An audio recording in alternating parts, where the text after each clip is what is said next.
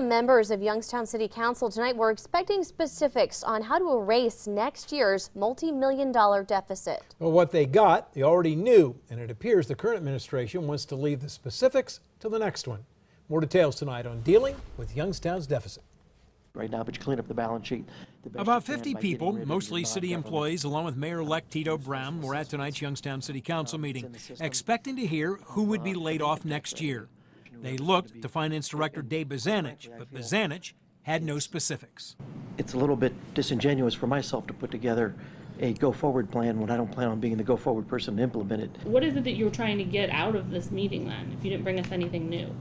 I did call Councilman Rogers and suggest that maybe it wasn't a need for the meeting tonight. Youngstown next year is facing a deficit of between $2.5 and $3 million. Bazanich had previously said that as many as 40 jobs may need eliminated.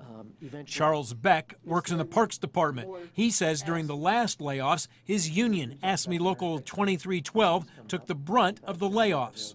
Would that still be the major consideration as who's going to be laid off or not? The goal is to try to do this through attrition. Basically let people retire and not fill those positions.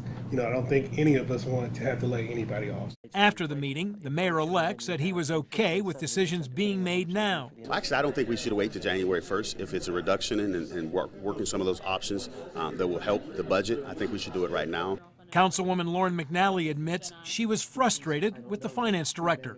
So I'm disappointed that he didn't give us more concrete options with actual numbers and figures, and to say here's what plan A would look like, here's what plan B would look like, here's what plan C would look like, these are the impacts that it would have.